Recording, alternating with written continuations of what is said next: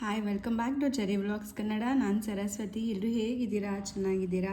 ನಾವು ಕೂಡ ತುಂಬ ಚೆನ್ನಾಗಿದ್ದೀವಿ ಅಂತ ಹೇಳ್ತಾ ಬನ್ನಿ ಇವತ್ತಿನ ವೀಡಿಯೋನ ಸ್ಟಾರ್ಟ್ ಮಾಡೋಣ. ಇವತ್ತಿನ ವೀಡಿಯೋ ಏನಾಗಿರುತ್ತೆ ಅಂತ ಹೇಳಿದ್ರೆ, ನಾನು ಪ್ರೀವಿಯಸ್ ವೀಡಿಯೋದಲ್ಲಿ ಹೇಳಿದ್ದೆ ವರಮಹಾಲಕ್ಷ್ಮಿ ಹಬ್ಬಕ್ಕೆ ಬೇಕಾಗಿರೋ ಪೂಜಾ ಸಾಮಗ್ರಿಗಳ ಪಟ್ಟಿನ ನಾನು ವೀಡಿಯೋ ಮಾಡಿ ತೋರಿಸ್ತೀನಿ ಅಂತ. ಸೊ ಆಲ್ರೆಡಿ ನಾನು ಅಲ್ಲಿ ಲಿಸ್ಟನ್ನ ರೆಡಿ ಮಾಡ್ಕೊಂಡಿದ್ದೀನಿ. ಬನ್ನಿ ಸ್ಟೆಪ್ ಬೈ ಸ್ಟೆಪ್ ಏನೇನು ಬೇಕಾಗತ್ತೆ ಅಂತ ನೋಡ್ಕೊಂಡು ಬರೋಣ. ಫಸ್ಟು ದೇವ್ರನ್ನ ಕೂಡ್ಸೋದಕ್ಕೆ ಬೇಕಾಗಿರೋದು ಐಟಮ್ಗಳನ್ನ ನೋಡ್ಕೊಂಡು ಬರೋಣ.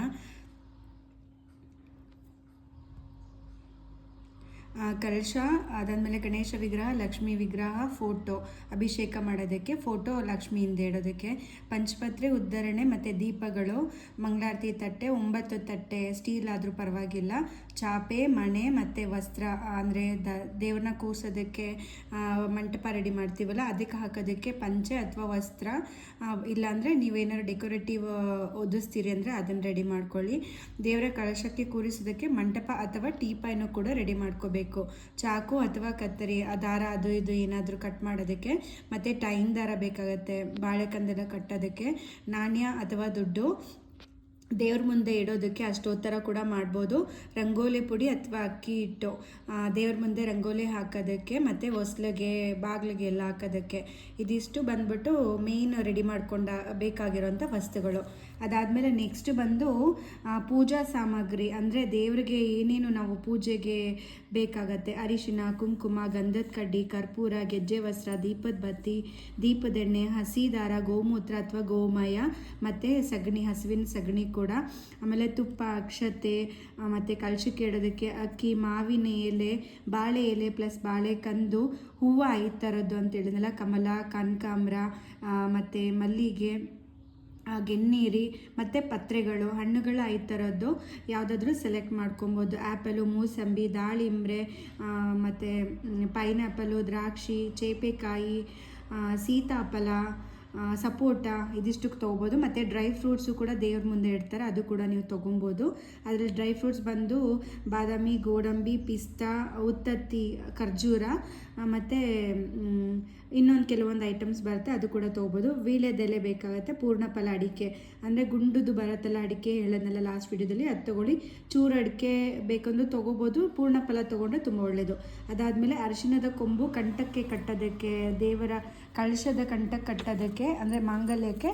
ಅದಾದಮೇಲೆ ಮುತ್ತೈದೆಯರಿಗೆ ಕೊಡೋದಕ್ಕೆ, ಮಡ್ಲಕ್ಕೆ ಇಡೋದಕ್ಕೆ. ಅದಾದಮೇಲೆ ನೆಕ್ಸ್ಟು ತೆಂಗಿನಕಾಯಿ, ಪೂಜೆಗೆ 5 ಬೇಕಾಗುತ್ತೆ, ಮುತ್ತೈದೆಯರಿಗೆ ಕೊಡೋದಕ್ಕೆ ಎಕ್ಸ್ಟ್ರಾ ತೆಂಗಿನಕಾಯಿ, ದೇವ್ರು ಗುಡಿಸೋದಕ್ಕೆ ಸೀರೆ, ಮತ್ತು ಬೆಂಕಿ ಪೊಟ್ನ, ಅದು ಮೇನ್ ಬೇಕಾಗತ್ತೆ. ಅಭಿಷೇಕಕ್ಕೆ ಬೇಕಾಗಿರೋ ಸಾಮಗ್ರಿ ನೋಡ್ಕೊಳ್ಳಿ. ಹಾಲು, ಮೊಸರು, ಜೇನುತುಪ್ಪ, ತುಪ್ಪ, ಸಕ್ಕರೆ, ಎಳನೀರು, ಮತ್ತು ಫ್ರೂಟ್ಸ್ ಕೂಡ ನೀವು ಎಲ್ಲ ಕಟ್ ಮಾಡಿ ಅದು ಕೂಡ ದೇವರಿಗೆ ಅಭಿಷೇಕಕ್ಕೂ ಕೂಡ ಬಳಸ್ಕೋಬೋದು.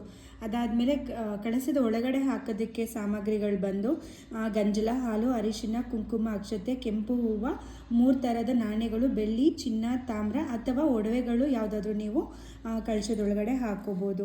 ಅದಾದಮೇಲೆ ದೇವರ ನೈವೇದ್ಯಕ್ಕೆ ಬೇಕಾಗುವ ತಿಂಡಿಗಳು ಒಬ್ಬಟ್ಟು, ಪುಳಿಯೋಗರೆ, ಚಿತ್ರಾನ್ನ, ಮೊಸರನ್ನ, ಪೊಂಗಲು, ಕಾಳು ಉಸ್ಲಿಗಳು ಯಾವುದಾದ್ರೂ ಪರವಾಗಿಲ್ಲ, ಗೋಧಿ ಪಾಯಸ, ಇದಿಷ್ಟು ನೀವು ನೈವೇದ್ಯಕ್ಕೆ ಮಾಡ್ಕೊಬೋದು. ಅದಾದಮೇಲೆ ಮಡಿಲಕ್ಕಿ, ದೇವರಿಗೆ ಮಡ್ಲಕ್ಕಿ ಇಡೋದಕ್ಕೆ ಬೇಕಾಗಿರೋ ಸಾಮಗ್ರಿ, ಅರಿಶಿನ, ಕುಂಕುಮ, ಎಲೆ ಅಡಿಕೆ, ಹೂವು, ಹಣ್ಣು, ತಾಂಬೂಲ, ದಕ್ಷಿಣೆ, ಬ್ಲೌಸ್ ಪೀಸು, ಅರಿಶಿಣದ ಕೊಂಬು, ಬೆಲ್ಲ, ಕೊಬ್ಬರಿ, ಅಕ್ಕಿ, ಬಳೆ, ಮತ್ತು ಬಳೆ ಬಿಚ್ಚಾಲೆ, ಬಳೆ ಬಂದು ಹಸಿರು ಬಳೆನ ತಗೊಳ್ಳಿ ಆದಷ್ಟು.